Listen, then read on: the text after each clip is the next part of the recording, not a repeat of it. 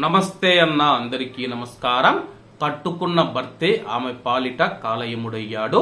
వివరాల్లోకి వెళితే అతను భార్యను చంపాడు. విషయం బయటపడితే జైలుకు వెళ్లాల్సి వస్తుందని చెప్పి భయపడ్డాడు. గుండెపోటుతో మరణించిందని చెప్పి అందరినీ నమ్మించి మృతదేహానికి అంత్యక్రియలు చేయాలని చెప్పేసి ప్లాన్ వేశాడు. బంధువులకు అనుమానం వచ్చి పోలీసులకు సమాచారం ఇవ్వడంతో అసలు బండారం బయటపడింది. చాదర్ఘాట్ పోలీసులు తెలిపిన వివరాల ప్రకారం హనుమకొండ జిల్లా పారకాలకు చెందిన దంపతులకు 3 కుమార్తెలు.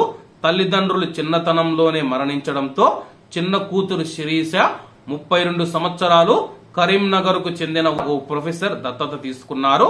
2016వ సంవత్సరంలో నాగర్ కర్నూలు జిల్లా దోమలపెంటకు చెందిన వినయ్ ను శిరీష ప్రేమ వివాహం చేసుకుంది.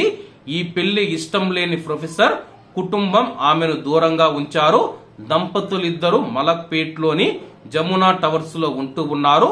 ప్రైవేటు ఉద్యోగం చేసిన వినయ్ ప్రస్తుతం ఖాళీగా ఉంటూ ఉన్నారు. శిరీష ఓ ప్రైవేటు ఆసుపత్రిలో నర్సుగా పనిచేస్తూ ఉంది. 2019లో వీరికి పాప జన్మించింది.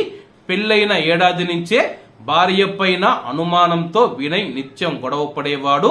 ఈ నెల 2వ తేదీ ఉదయం 10 గంటలకు భార్య సోదరి స్వాతికి ఫోన్ చేసి శిరీష ఛాతీ నొప్పితో మరణించినట్లు సమాచారం ఇచ్చాడు. ఈ విషయాన్ని స్వాతి నిజాంపేట్లోని మేనమామకు మధుకర్కు చెప్పింది.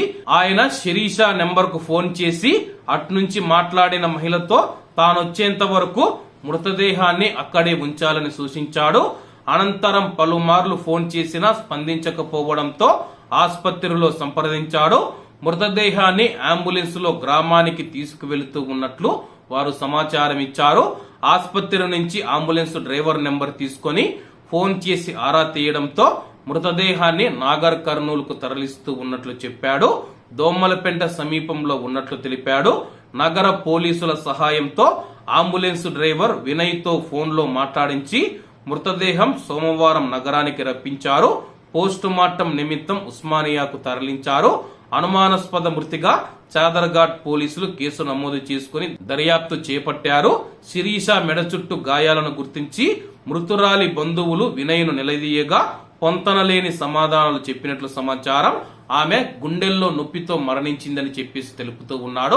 పోస్ట్ మార్టం రిపోర్ట్ లో మనం చూసుకుంటే ఆమె ఊపిరాడకుండా చేయడంతో మరణించినట్లు రిపోర్టు వచ్చింది. దీంతో పోలీసులు వినయ్ను అదుపులోకి తీసుకుని విచారిస్తూ ఉన్నారు. కాబట్టి అందరూ బాగుండాలి, ఎందులో మనం ఉండాలి. అందరికీ నమస్తే అన్న, జై హింద్.